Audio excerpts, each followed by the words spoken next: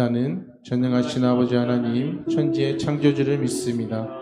나는 그의 유일하신 아들 우리 주 예수 그리스도를 믿습니다. 그는 성령으로 잉태되어 동정녀 마리아에게서 나시고 본디오 빌라도에게 고난을 받아 십자가에 못 박혀 죽으시고 장사된 지 사흘 만에 죽은 자 가운데서 다시 살아나셨으며 하늘에 오르시어 전능하신 아버지 하나님 우편에 앉아 계시다가 거기로부터 살아있는 자와 죽은 자를 심판하러 오십니다. 나는 성령을 믿으며 거룩한 공교회와 성도의 교제와 죄를 용서받는 것과 몸의 부활과 영생을 믿습니다. 나 지금은 비록 대신하시겠습니다. 나 지금은 비록 땅을 걷다며 살지라도 내 영혼 저 하늘을 비리며 사네.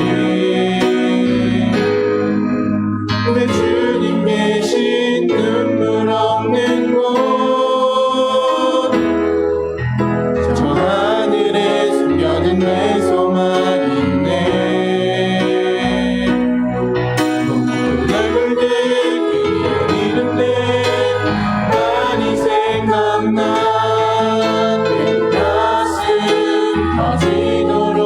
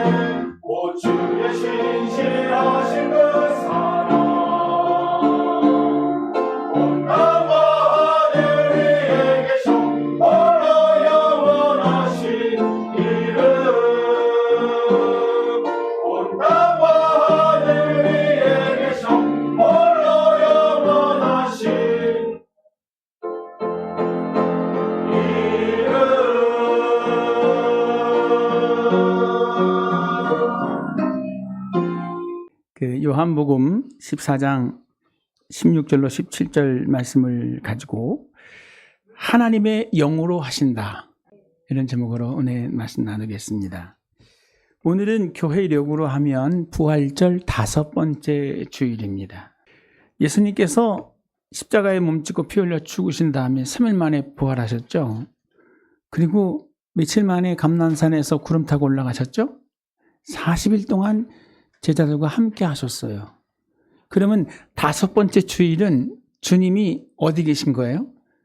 부활의 몸으로 제자들과 함께 제자들의 신앙을 살피고 계셨고 그들에게 중요한 것을 말씀하신 때입니다. 그러면 주님께서 승천하여 올라가시기 전에 무엇을 강조하셨을까요? 우리 주님이 제자들에게 당부하시는 많은 내용들 중에 한 가지가 뭐냐면, 예루살렘을 떠나지 말고 내게 들은 바 성령을 기다려라. 내가 간다고 너희가 혼자 되는 게 아니라, 내가 간다고 너희를 고아처럼 버려두는 게 아니라, 내가 다시 와서 너희 가운데 함께 할 것이다.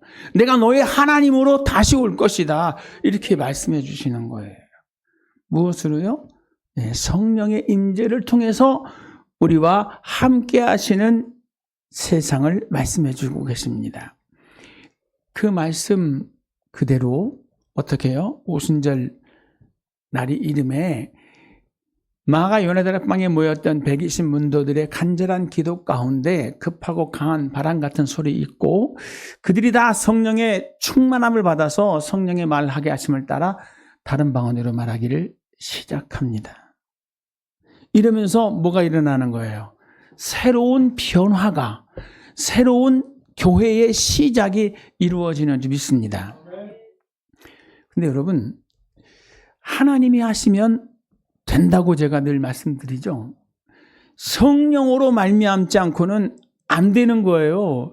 성령이 하셔야 되어지는 줄 믿습니다. 스가랴서 4장 6절의 말씀을 보면 스룹바벨이 포로 귀환 이후에 성전 짓는 일들을 해 나갑니다. 그 이야기를 제가 잠깐 말씀드리려고 해요. BC 538년 페르시아 왕 고레스가 칙령을 내립니다. 예루살렘에서 꼭 하나님 예배해야 되는 건 아니야 하면서 그리심산에다가 회당을 제단을 쌓아놓고 거기서도 하나님을 예배할 수 있어. 그리고 거기다가 뭘 만들었어요? 참 어처구니 없는 것은 금송아지를 만들어 놓고 이것이 너희를 출애굽시킨, 이것이 너희의 하나님이다, 이렇게 말하는 거예요. 말이 돼요, 안 돼요? 안 되죠. 시내산 밑에서 아론이 백성의 그 원성을 들어가면서 억지로 만들었던 금신상, 그것 때문에 하나님께서 얼마나 진노하셨는지 다 체험을 했음에도 불구하고 정치적으로 위기감을 느낀 여로보암이 자신의 안위를 위해서, 자기가 만들어 놓은 그 나라를 위해서 우상 숭배를 하는 거예요. 그게 언제까지 내려오는지 아세요? 예수님이 이 땅에 오셔서 사역하실 때 한 번은 사마리아 우물가에 가서 여인을 만나잖아요. 그 여인이 뭐라고 묻냐면, 우리 조상들은 여기 그리심산에서 예배드리라고 하는데 당신들은 예루살렘에서 드리라고 하나이다. 어디서 드려야 맞는 겁니까? 라고 그렇게 얘기를 하죠. 그때 예수님이 뭐라고 말씀하세요? 여기서도 말고 저기서도 말고 하나님을 예배하는 때가 온다. 곧 이때라.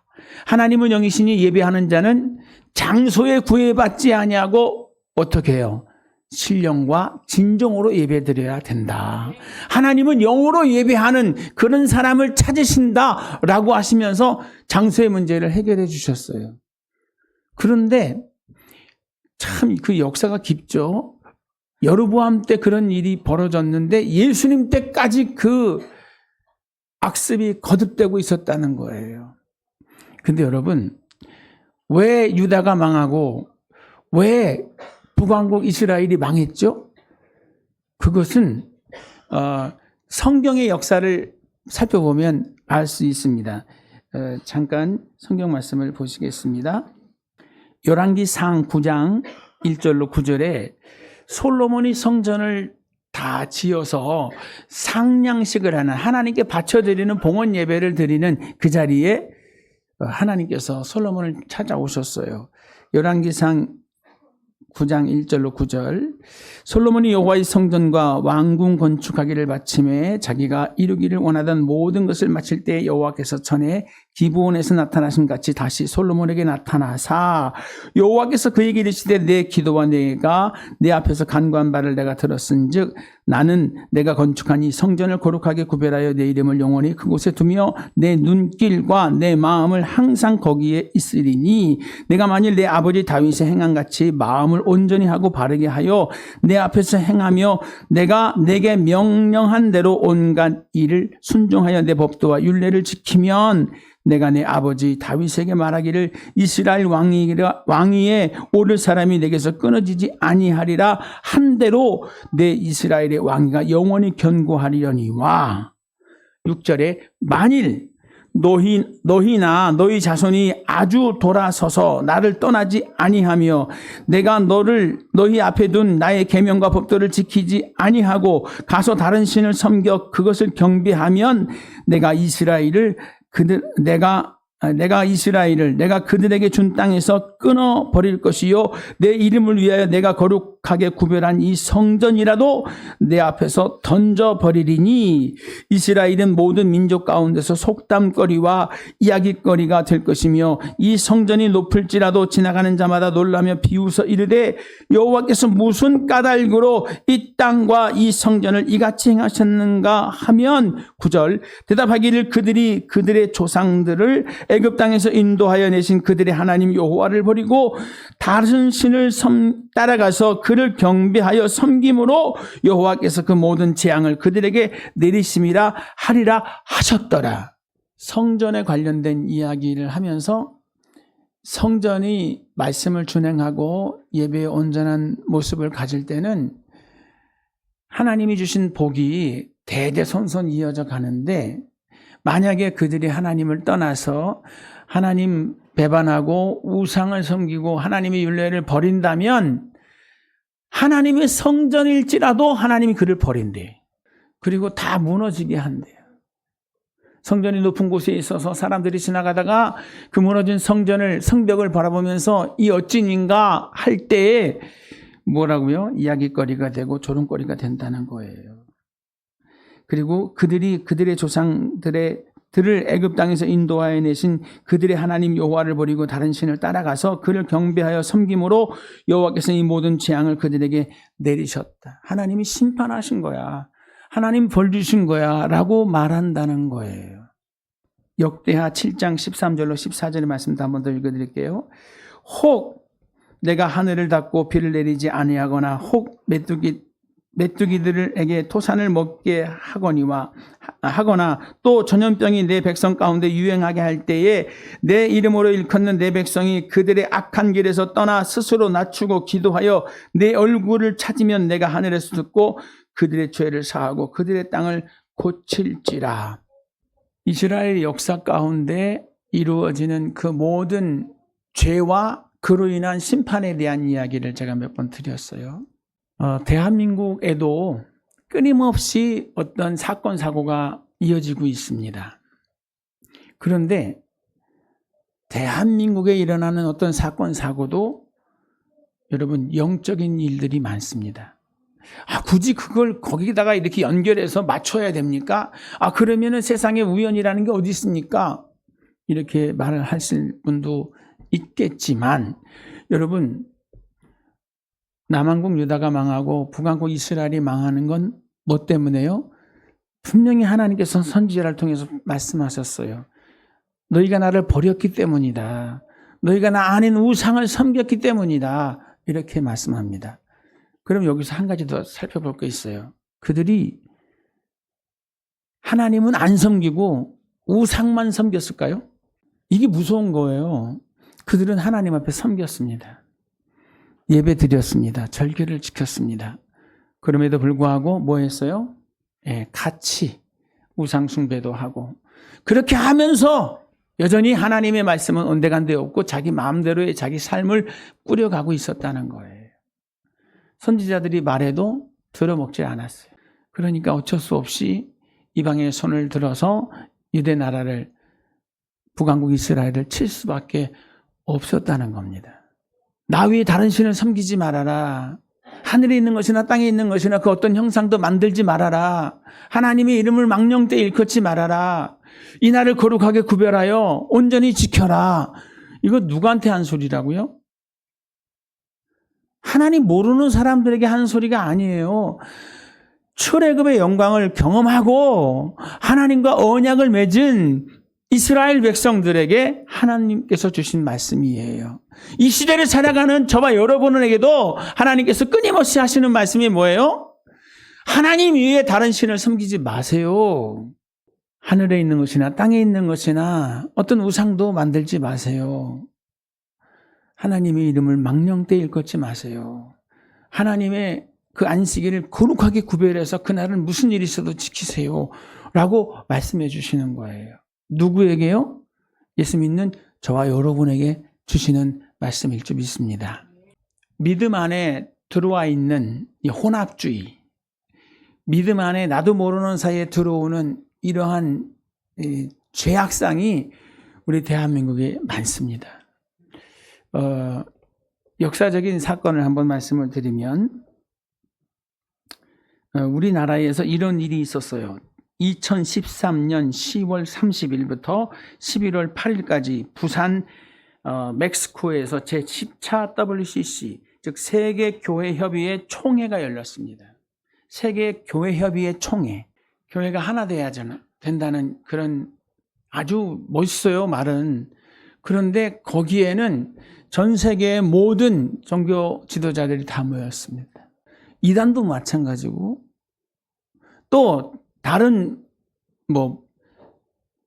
심하게 말하면 무당도 오고 박수도 오고 스님도 오고 다 왔어요.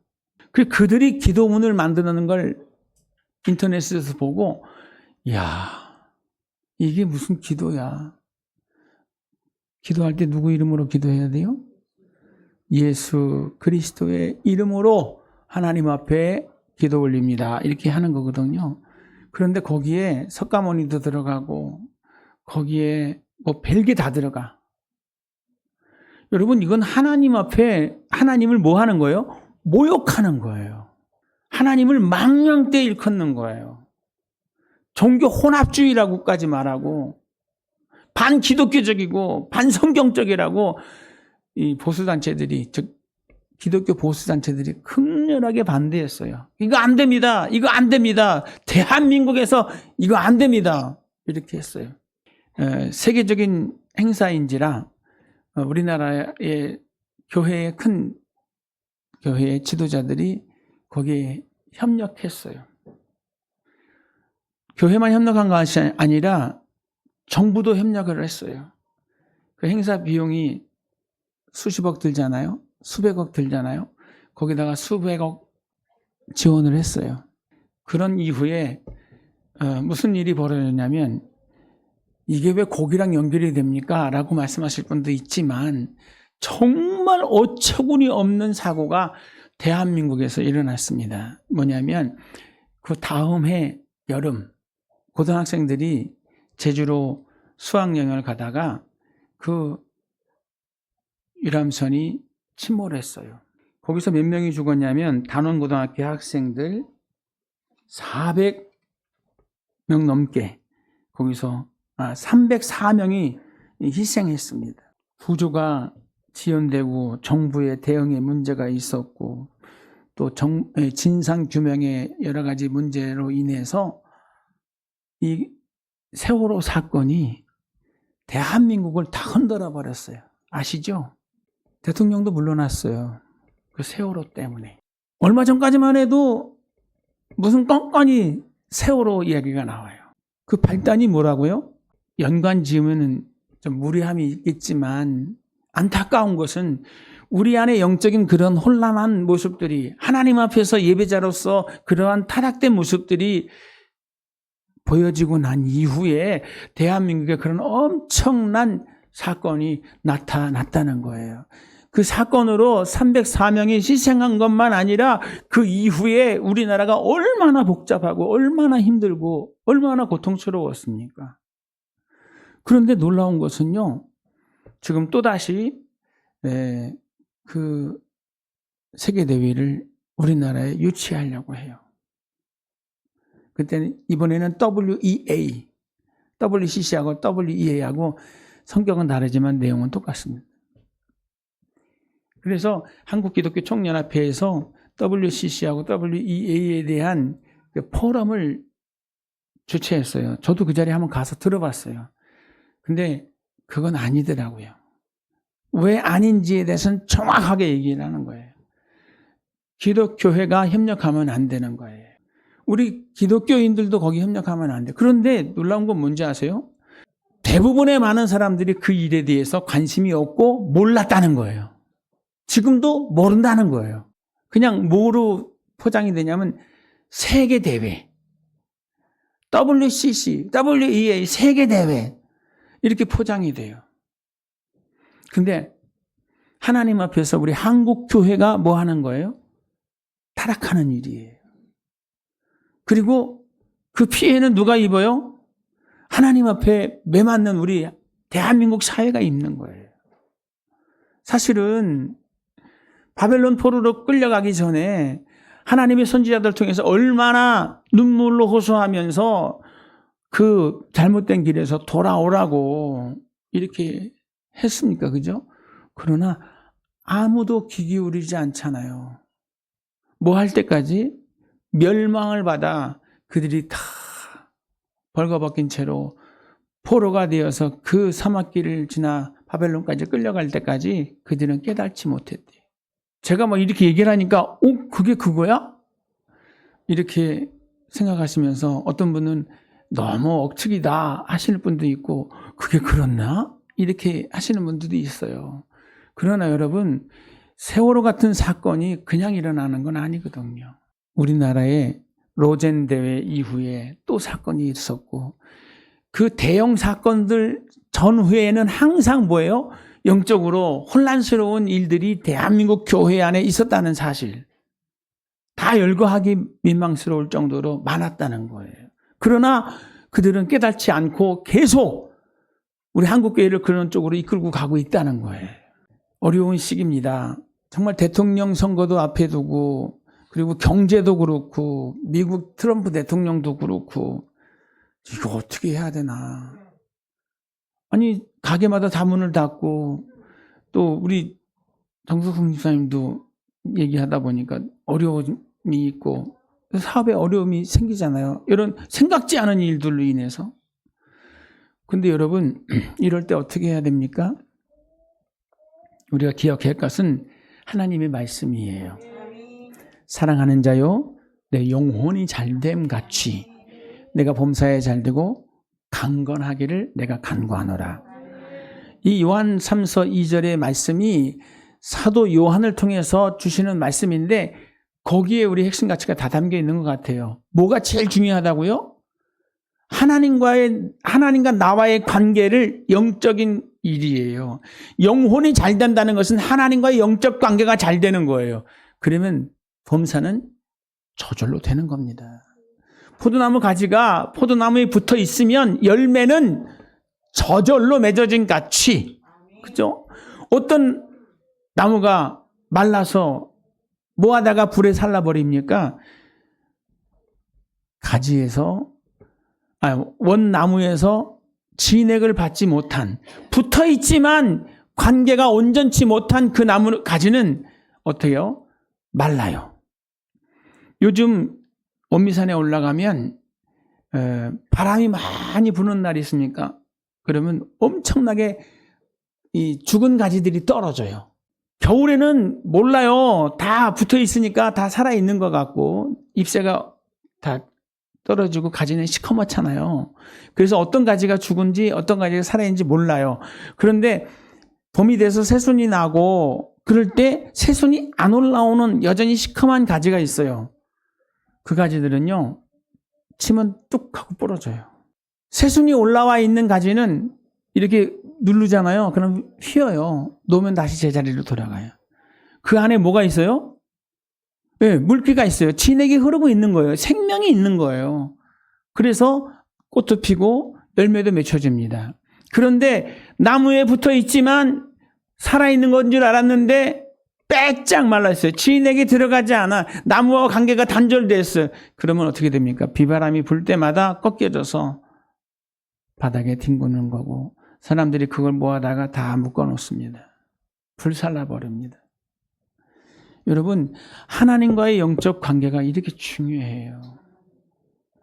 그러면 나머지는 어때요? 저절로 되는 거예요. 근데 오늘 성경에 예수님께서 이제 제자들과 함께 하지 못하시고 가시면서 뭐라고 당부하십니까?